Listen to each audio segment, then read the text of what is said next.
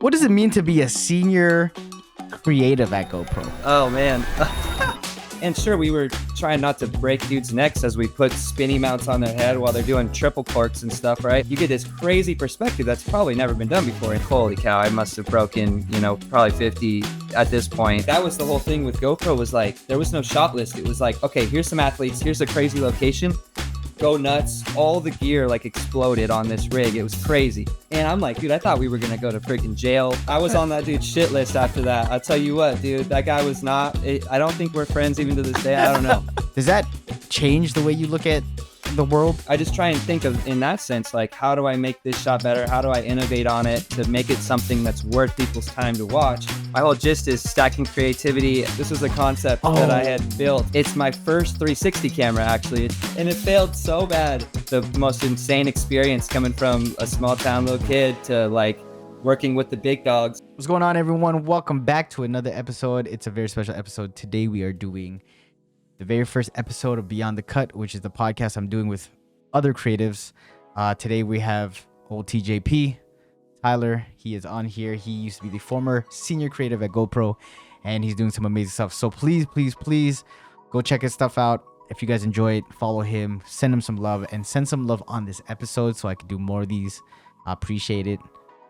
Let's get into it. What does it mean to be a senior creative at GoPro? Like, how did that kind of come about? I got super lucky. I was in high school. I was doing like some stop motion stuff with the DSLR and making like these crazy videos where I would just like run around. Instead of filming stuff, I was shooting photos, and then I would, 10 photos a second. I'd make these videos of just like thousands of photos of random stuff we were doing. Nothing had a timeline or a purpose. It was just me shooting. I had a DSLR around my neck every day of my life as a kid in high school, and just like, shot hundreds of thousands of pictures on those things. And basically I ran into the right guy at the right time. I was shooting like a night lapse through a carnival at night with the lights swirling and stuff. And he happened to be the senior creative director at GoPro, which was only 10 people in media at the time. This was back when I was 17. And so he's like, oh, you might see what you're shooting. So I flipped back through a couple hundred pictures real quick. And he was just like, holy cow, you want a job at GoPro? This small town kid in Colorado in a tiny town of like 8,000 people, I got this job offer. And basically I ended up going to college first. I was like, dude, I just got into this college. I want to go and experience that first, but can I email you if I change my mind? He's like, yeah, for sure. So Hero 2 came out, and I was like, I saw the launch video for the Hero 2, and I was like, all right, I'm out. So I finished that semester, which was like another 3 weeks or something, and then bailed from the college campus and just packed up all my stuff and moved to California, got a place there, and just like showed up to the office on the first day. And it was actually April 1st, which was hilarious. April Fool's Day. I walked into the front counter and I was like, hey, Brad gave me a job here. And they just laughed, and they're like, you're not serious, right? And I'm like, no, Brad Schmidt, he like in Colorado, he said, come out on April 1st, I would have a job. And so, they sat me down at this guy's desk, Abe, which is a huge GoPro filmmaker guy, Abe Kislevitz, and started working on this Shaun White edit. And the rest was history from there. Basically, the next 6 years were amazing. I got to lead the skate team and created a department called user-generated content, which now is so common. Everyone licensing each other's content, but we grew that department super huge, and that like took over the whole thing. We started doing the $1 Million Challenge and all the different things. And we just had a blast. Got to travel the world, work with all the GoPro athletes, which is like the best roster in the world. Just got to see the camera like explode from Hero 2 to like Hero 8, I think is when I left. That was like the most insane experience coming from a small town little kid to like working with the big dogs. It was amazing. That's incredible. Right place, right time, but also like the prep. Like if you weren't taking all those photos and doing all that stuff because you just enjoyed it, Oh, dude, for the love. 100%. I was just like, dude, I'm just going to do this, what I love, just shoot photos as much as I can every day, all day.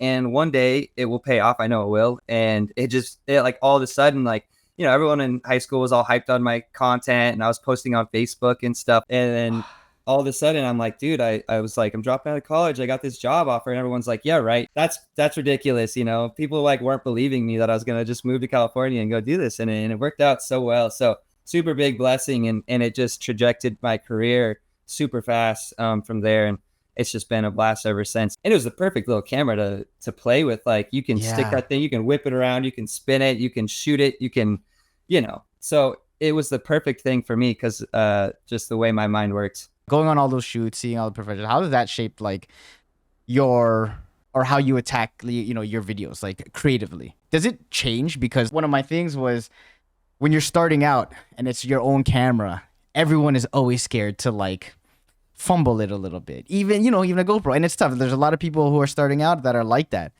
In your mind, when you had that GoPro and you weren't working for GoPro, where you're like, I'm just gonna whip this thing around. Like, how crazy can I get with this thing to get those shots?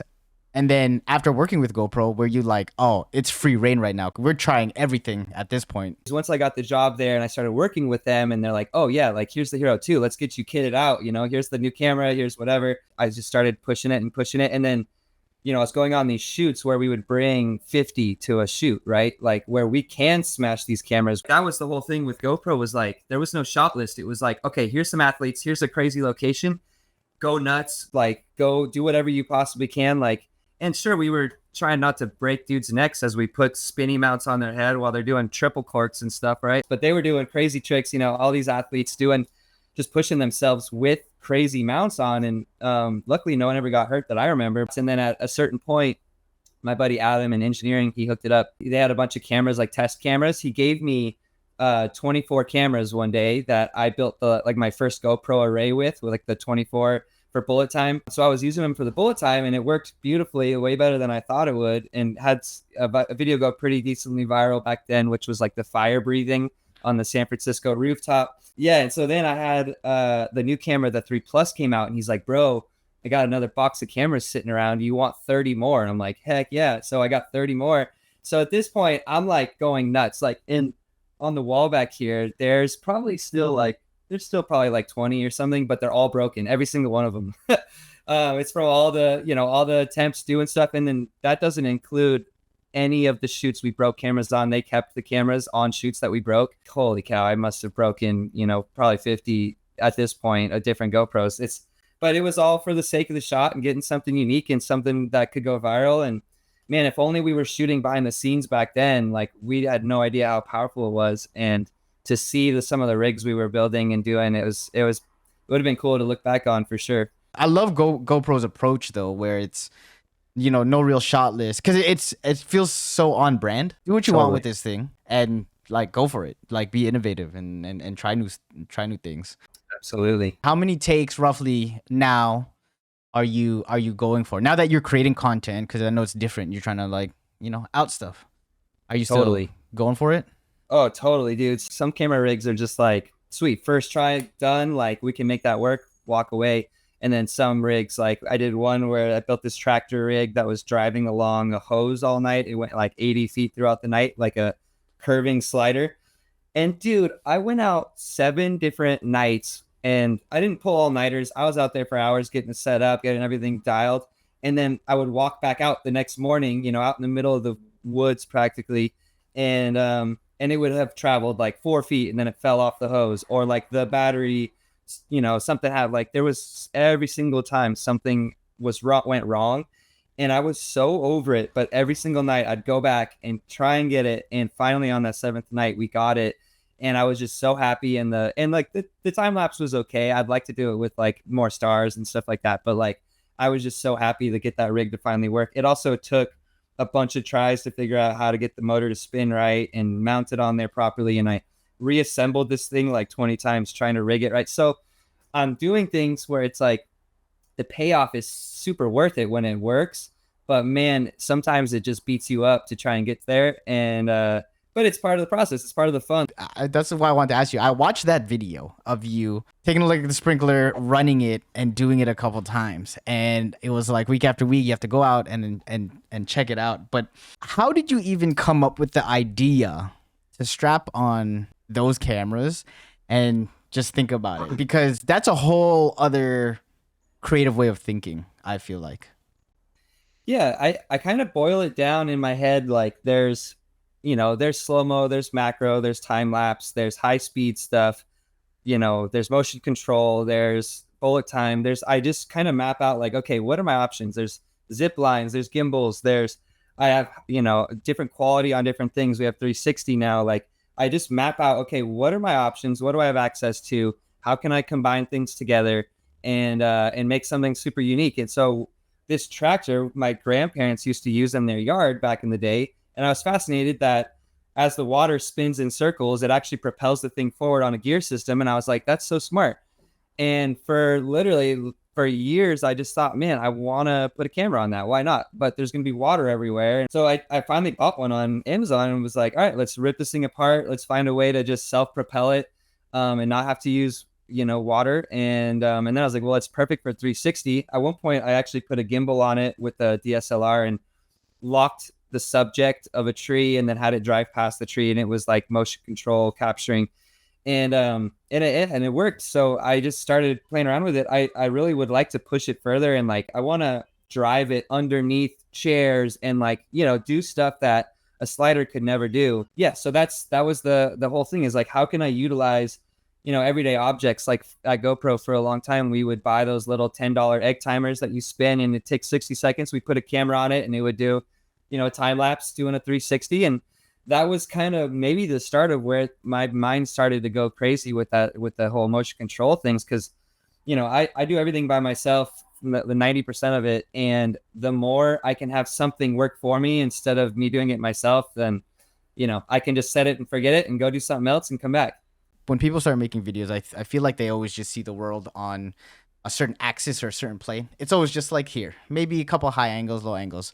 For someone like you, because you've seen and you've experienced cameras that can almost essentially just be in any type of space, is that how you go about looking at things? My brain's always thinking in like 35 millimeters or 50 or like a certain, you know what I mean? For sure. But I feel like with other people, especially like you, when you work with cameras that do have like 180 degrees or 360, does that change the way you look at the world?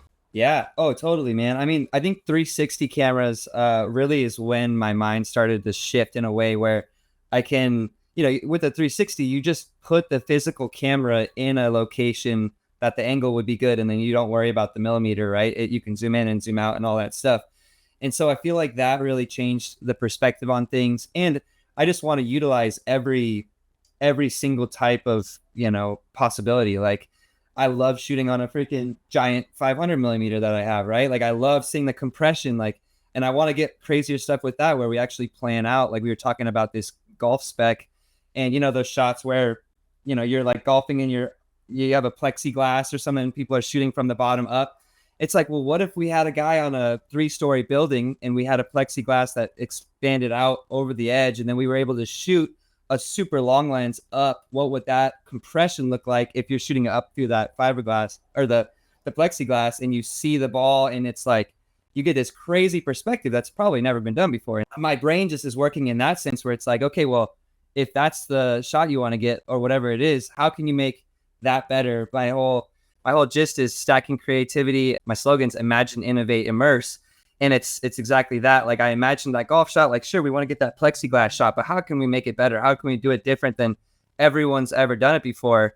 And I'm like, oh, well, let's switch up the millimeter. How can we make this more complex? Obviously, it's super sketchy to put someone on a 3-story building on a thing of plexiglass, but there might be a way to do it. And if we can do it, that angle and that shot's going to be mental because no one's done it, right? So I just try and think of, in that sense, like, how do I make this shot better? How do I innovate on it to make it something that's worth people's time to watch? I want to do stuff that's different and stand out and just not waste people's time, and actually leave a legacy of stuff I'm super proud of. And people in the future might be like, oh, well, that's been done a million times, and they'll never know that I was maybe the first one to do it. Who cares? But like, at least for now, for me, it's like so satisfying when I have a crazy idea and I execute and it works and I'm able to share it with people and people are psyched. That's the whole thing. It makes me so happy. Yeah, just that feeling of like being able to imagine something. Like, it's really a crazy concept to imagine something like that and then actually see it. You're like, I can't believe this worked. Like, Yeah. there are moments, there's a lot of moments where it doesn't, but the moments where you're like, this is incredible. It's way better than what I thought it would look like, or, Right.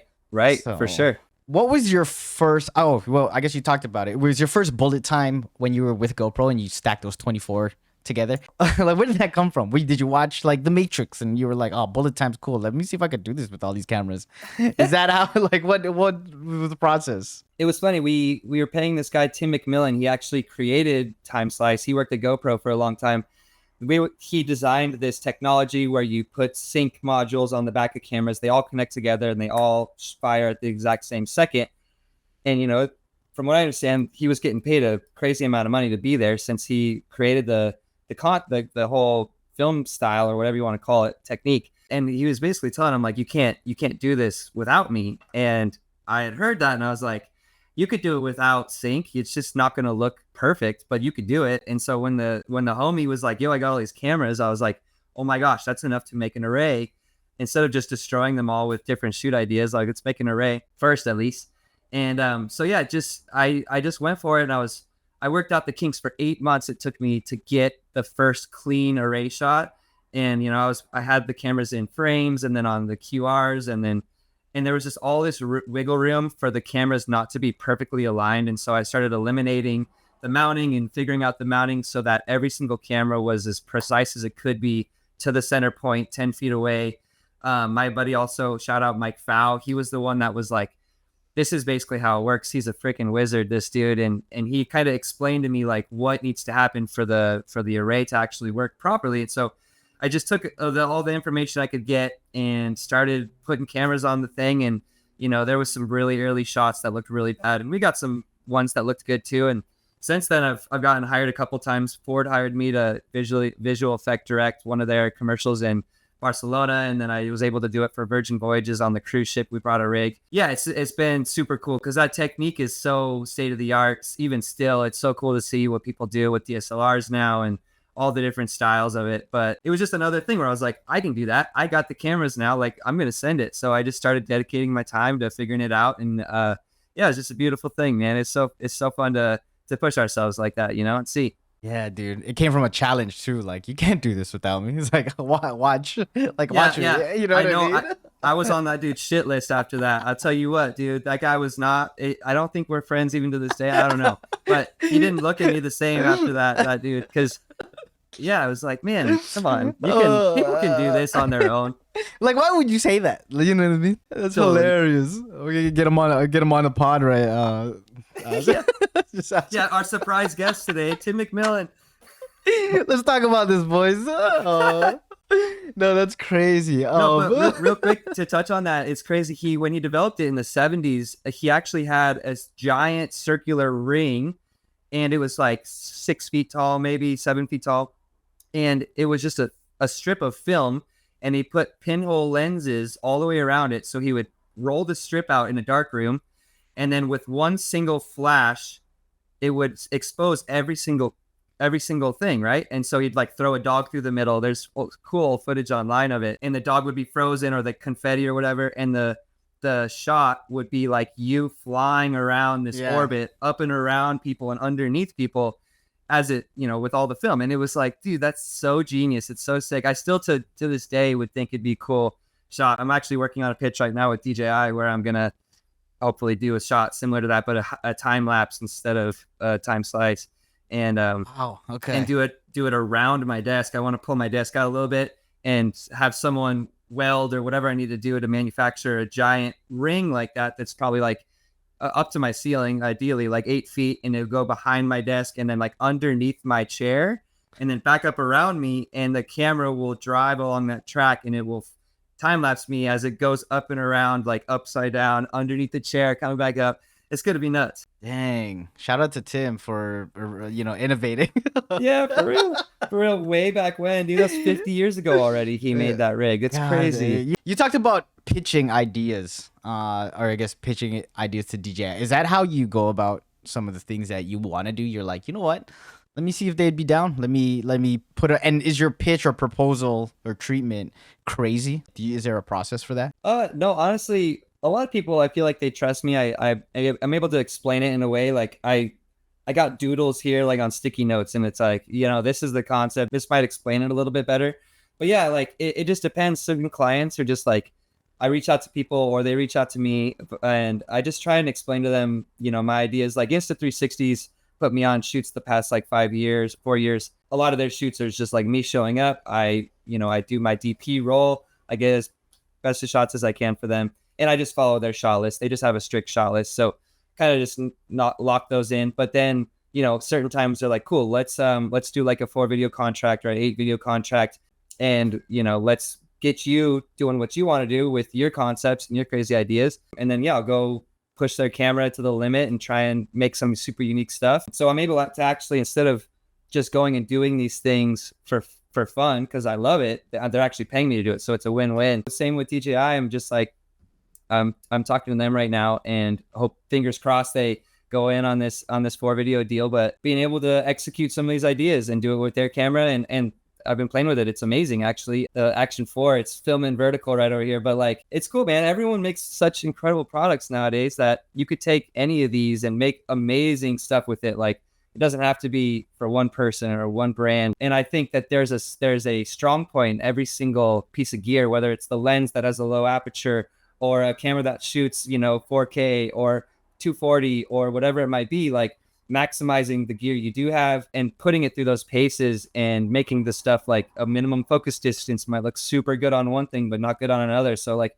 let's utilize that. There's always something on every piece of gear, I feel like, that really makes it pop. And so I try to just maximize that. I'm just trying to, utilize everything that I can to its fullest potential and make things look super good, I saw one of your old videos. It was you took like the GoPro Hero 3 off and then you did like a macro of your eyeball. Oh yeah. And stuff like that like is interesting. I see that, I'm like, yeah, that's cool. I didn't know you could do that. You know what I mean? It's just like things like that where you're deconstructing almost equipment to see what else you could like push it to.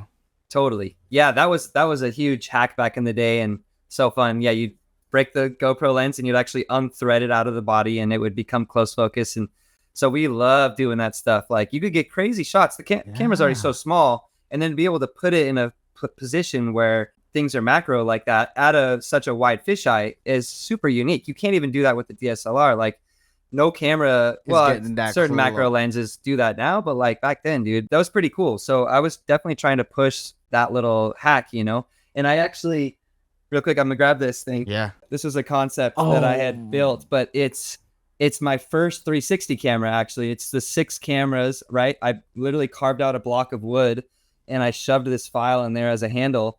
But this was able to capture 360 way back in the day, back when it like was first becoming a thing, way before GoPro had their own like rig for it, the proper, put all the cameras in the little box. Yeah, because then after that, they made the ones where you could just slot them in, where it was like a little tighter. So Right. this was like This was pre that. Yeah. And the software was so difficult to use and stitching and all that crap. But the coolest thing was, and I still haven't done this or I haven't seen it to this day, is these are actually all those close focus lenses. So No they're way. actually, it was a macro 360 shot. So I was putting it like in a bush or something, and you're looking around like you're a bug or something, right? Because it's all macro. Like, the 360 is macro. So that was something that it didn't work. Like, the stitch lines got all weird because, like when things get close, it looks bad. But it was cool to see like the bugs crawling on the branch or something, and you're 360 and you're in there. It felt like you were macro. It's pretty cool. To this day, I'm like, dude, someone needs to make a macro 360 just for those specific shots. It'd be so cool. That's incredible. If you guys hear it here first, please pay my man right now. Right, let's go. Dude, I feel like that's like the innovation that you think they saw what you made and they're like, huh, we can do this. Like, we can make this. Right. You never know. I mean, seriously, like with the Insta360s, like if they're still threaded, which they should be, you could in theory just, unscrew those lenses and then make sure the stitch line like is a little bit adjusted to it or whatever. But like, it'd be pretty cool to see, sell a version that's like that. Or just break a camera and unthread them. Yeah, like how close are you to thinking about that now that you've said it? Are you like, I got an X2 over there. I could tear that thing apart. That's what I'm thinking. Now your head's like, I should just try it if they're not going to come out with it. What was the most challenging, not even shoot or like video, what was the most challenging setup you've ever done? Oh, most challenging setup. Oh gosh. Okay, here's a good one. Oh man. And it failed so bad. You know how I do the jib, the motion control jib with the arm and everything. So I had the cine shooter on with the pole, and I put that onto a zip line, and it was traveling across the zip line while the pole was able to spin and arc while on a zip line going down. And bro, it was so sketchy because it's balanced and because the zip line is like not a hinge, but like it's like an axis. it was just fighting. It was fighting it swinging. If I had two lines for it to like fight, it would actually swing the pole. But instead, the actual mount itself was like rotating itself off of the line. And luckily, I had it zip tied, and it was above the walking path right here outside my house. Thank God it didn't fall. But dude, I have behind the scenes footage of that rig, and it was the most sketchy looking thing of all time. It's like a 20-foot beam, this thing that's gonna just fall and kill someone probably.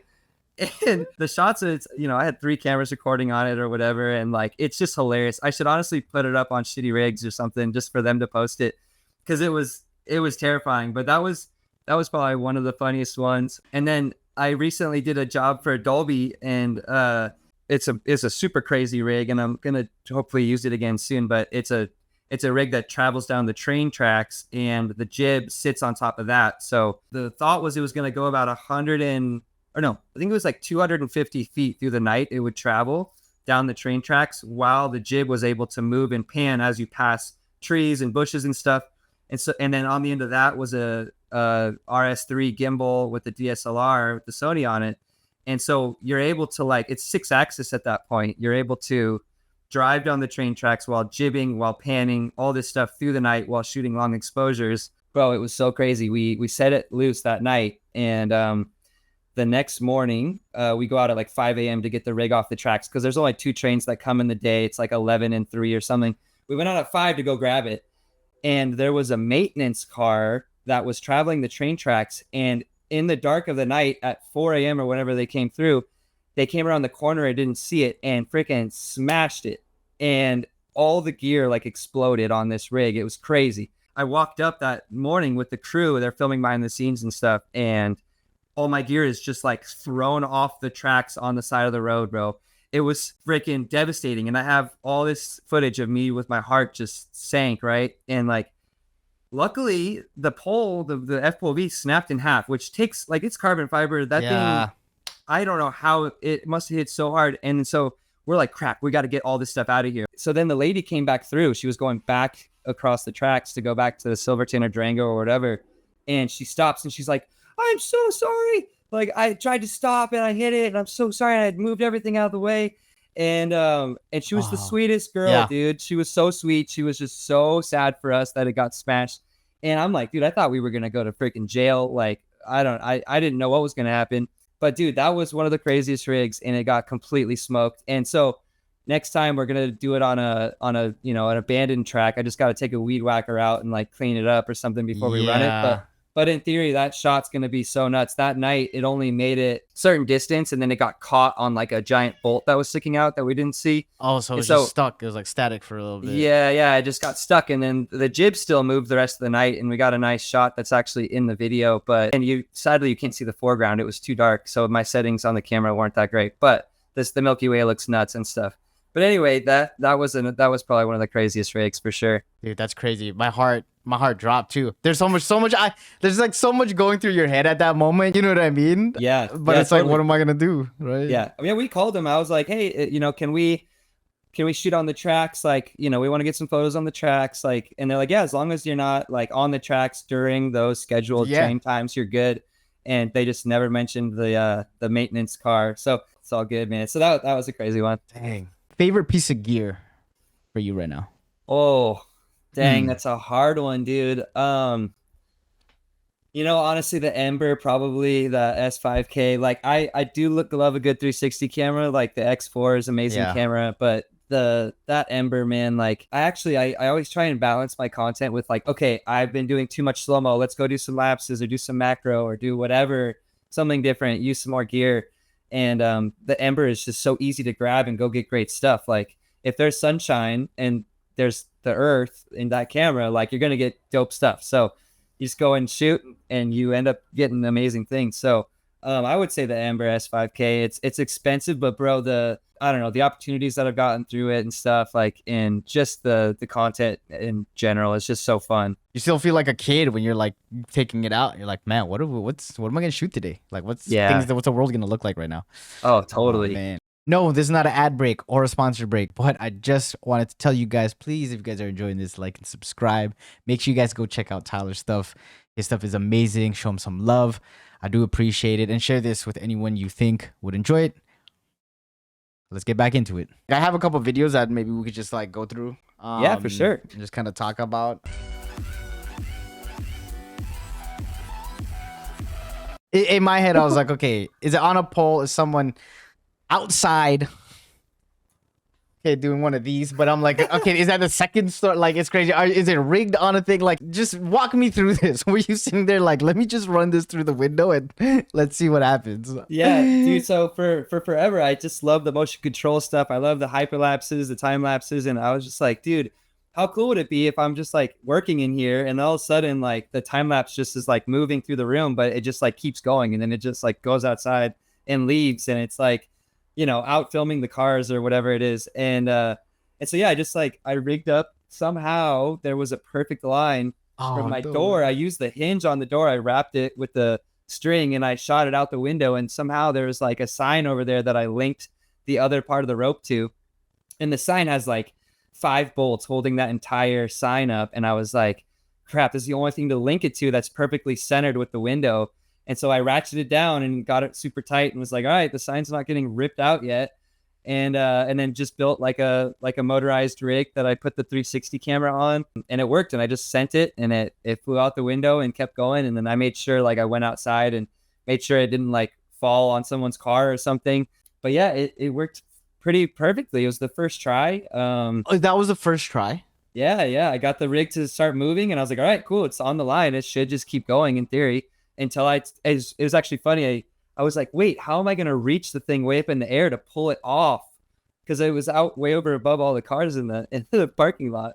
And so I had to like get another pole cam and like yank the rope down and grab the rig and then cut the zip tie and like pull it off. But yeah, the 360 camera got it and it exposed really well from inside to outside. Yeah. It was like the same lighting pretty much. And it worked out pretty well. Oh, wow. How long was that? I think it was probably like 45 minutes. Damn. And it's just like, you just guess, like I got the thing to start spinning really slow and I was like, that seems like a good speed, I think. And so I just like put it to the start. It should get enough of what I need, and I kind of wished it was maybe slower inside. I don't remember. I sped it all up and did the ramping and stuff and back and forth. And that was one of those dream projects. I'm so glad it worked. Dude, that was amazing.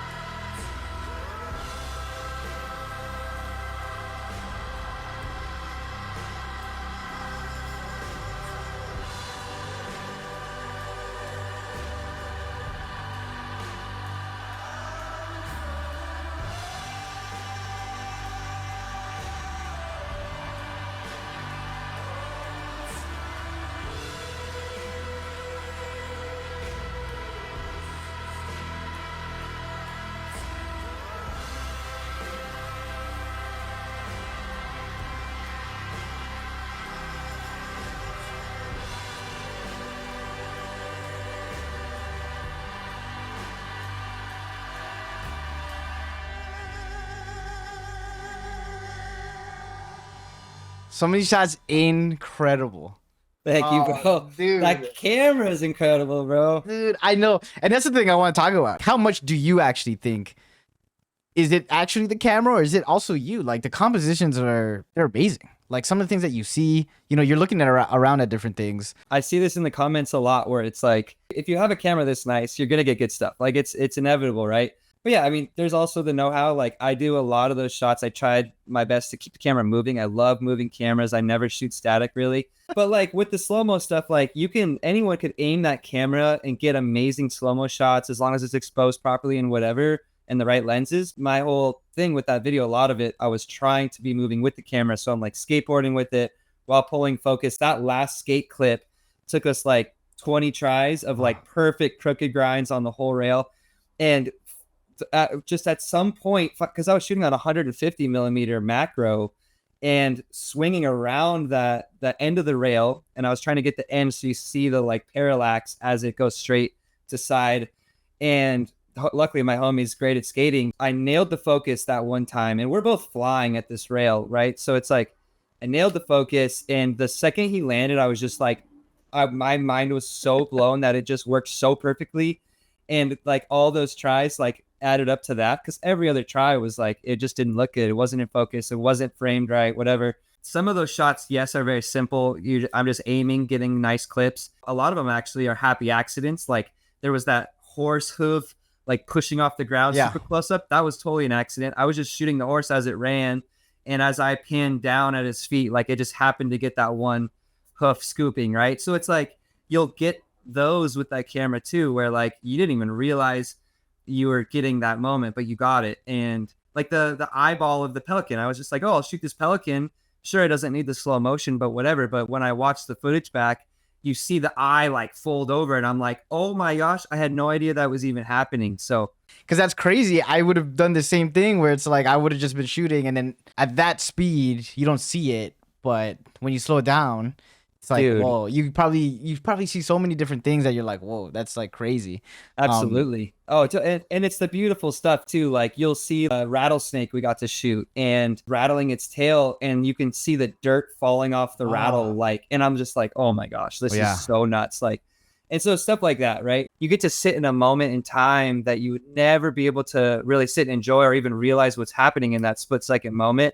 And that's the beauty of shooting that high of speed, is you don't see that with even 240 like frames per second. You get nice stuff, but like when you slow it down 3 times that or more, like I shot that one camera has 2200 frames a second. You just can't even fathom that those things are happening, and they're right there in front of you, and you're like, whoa, it's a whole other dimension. That's what it actually feels like. It actually feels like that. But I also do think, because some of the shots, my favorite shots in this were some of the skateboarding ones, like the one where his body was angled almost. It almost, I think, because you know that, you know the culture, you know the movements, I feel like, in that moment in time, that's how much they're leaning. For me, I don't think I would have captured, even if I was there for a whole day just recording people with skateboard, I don't think I would get that. I think, and it's like shots like this, it's beautiful. Like the way everything comes in, the movement, the slow. Yeah. There's something about it as well. And I think maybe that's where, if you give people this camera who specialize in something like that they're passionate about, I think the footage would be amazing. Yeah, man. Yep. You can definitely make anything look incredible with gear like that.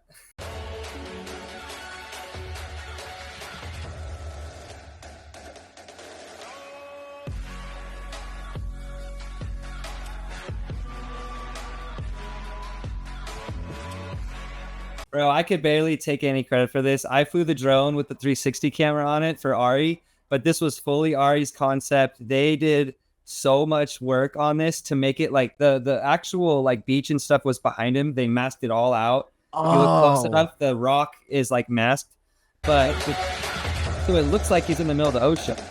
Oh, that's crazy. Dude, they spent so much time putting that thing together, like all the different iterations there. I think there was several different VFX artists working on it for him, but he was like, yo, I have this crazy idea. I know you're the 360 guy. Can you put it on a drone and can we get this shot? And I'm like, done, dude, let's go get it. I can't take that much credit besides flying the drone and knowing the, what motion we needed and stuff. But like, Dang, dude, such a it's mental idea. it's been cool, like just hearing from you and watching your stuff. So yeah, I appreciate all the work that you do, man. And, like the For stuff that sure. you put out, dude. I'm glad it gets recognized, man. It's it keeps me going, you know, because it's Yeah. hard. It's hard. I got the craziest, highest standards, and but it's fun to try and meet those expectations, you know, and keep pushing myself.